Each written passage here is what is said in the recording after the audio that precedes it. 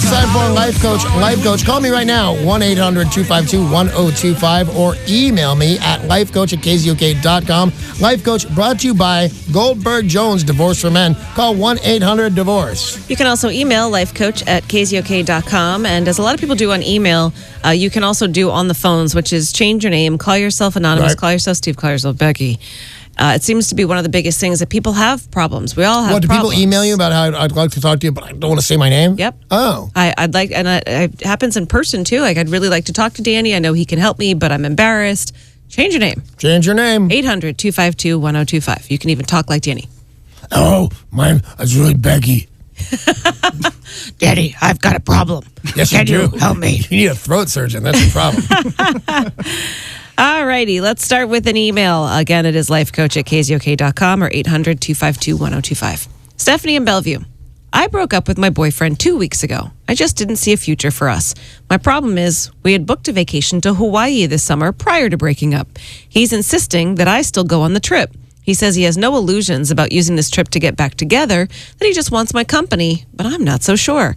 I'm not 100% comfortable with that. Should I stay or should I go? Wow, that's a great question. What was her name? Stephanie. Stephanie, here's my thing on this. You're not a child. As long as he tells you, and he knows you're not going to get back together. And by the way, you know, this is a way your mind could be swayed. You're going to have a romantic trip to Hawaii together. But on the other hand, you're a big girl. I think, here's what I would do if I were a girl. I'm a bit cheaper than you. I'm probably a bad girl more than you. But I would go. I would go and have no illusions about whether we're going to get back together or not.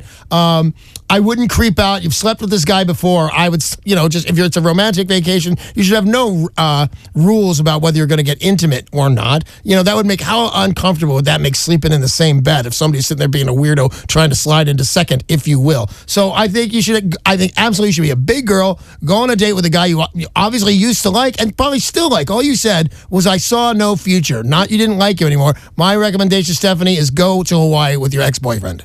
And Hawaii's awesome. Hawaii's awesome. And you know what? Your ex-boyfriend might have been semi-often, or he would have been your he wouldn't have been your boyfriend at some point. That's a good point, because if he had done something wrong or if he was a terrible person, then your advice would be not to go. Not to go, but you didn't see a future, so you moved on. And by the way, a smart move on your part, but I say absolutely go to Hawaii.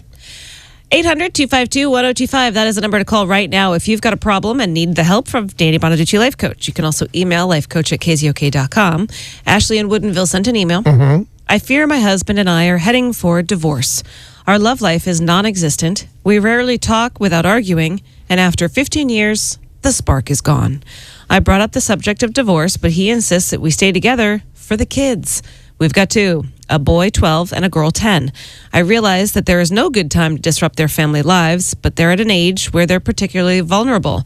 I'm unhappy, and I think unhappiness is contagious and not good for the kids. How do you feel about staying together for the kids? And this is one of those things where I tell you, let's just talk it out. Because you couldn't be more right all the way around. There's no time to get a divorce, and there's no good time to stay for the kids. Don't ever stay for the kids. It's Dr. Phil will say, and by the way, he's not my favorite, but when a guy's right, he's right. And he said, it's better to be from a broken home than to be in one. You need to move on with your life. And you know what? At 12, they'll survive it. I recommend very much that you move along right now, because you couldn't be more right about unhappiness is contagious, and you're going to be in a very unhappy home. So I say split while the going is good, and good on you for knowing this stuff. And the kids always do know when the parents are fighting, I feel like. Yeah, they do.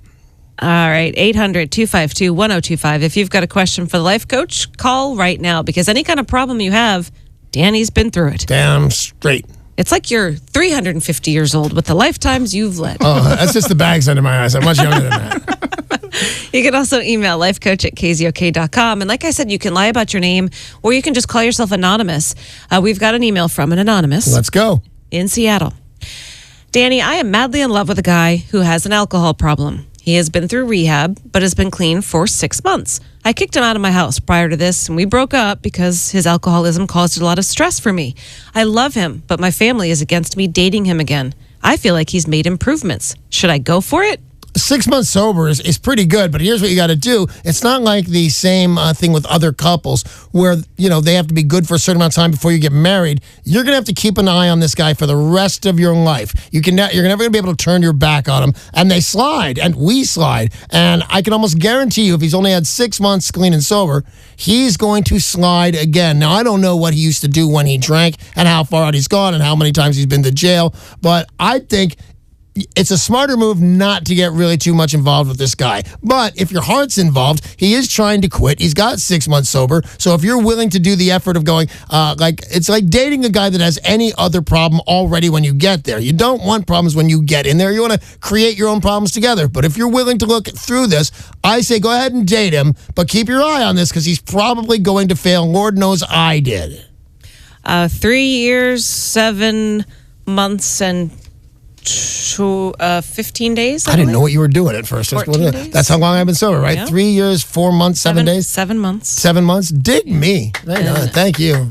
It's a lot. Good for you. It is a lot. If you've got a question for the life coach, 800-252-1025. Divorce, alcohol, drugs, relationships, work. I'm here. Danny can help you at 800-252-1025 or email lifecoach@KZOK.com. Madison in Woodinville has written an email. I have a friend who recently lost a lot of weight, 60 pounds. I commented on how great she looks and how proud I am of her. She proceeded to tell me about the companies she went to and how helpful they've been for her, which was fine. But then she said how I should try it. I saw that coming.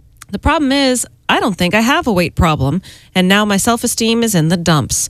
I know I'm going to be seeing her again soon, but I don't want to hear her talk about my weight. How do I tactfully tell her to knock it off all the weight talk? You don't, because she didn't tactfully talk to you. That, by the way, that's insane. She went to some weight loss company to lose weight and lost 60 pounds. Let's say that you're giving yourself, you've got blinders on yourself, that maybe you do need to lose 10 pounds. That's not 60. And by the way, I think any girl, any guy would know when you start to walk into that walk to being overweight, nobody's unhappy overweight. I'll be honest with you, your friend's either a psychopath or just incredibly mean, because you'd know if you have the weight to lose or not. And my guess is that you do not. She's just probably caught up in how wonderful the world is now that she doesn't need to lose weight and looks all different, because 60 pounds is a ton. But no, you don't need, there's nothing the world knows that you don't. You're just fine. Your girlfriend's kind of a flipped out maniac, but I'll give her a little bit of a slide because she just lost 60 pounds and she just can't stop flapping her gums about it. They get obsessed, don't they? Yes, and if she sucks you into it, she has somebody to talk to about it. So don't worry about it. Your friend's a little bit crazy, but she did lose a small human being, and it probably changed her life a little bit. Hey, that's all the time we have for Danny Bonaduce, Life Coach at the moment. Life Coach brought to you by Goldberg Jones Divorce for Men. Call 1-800-DIVORCE.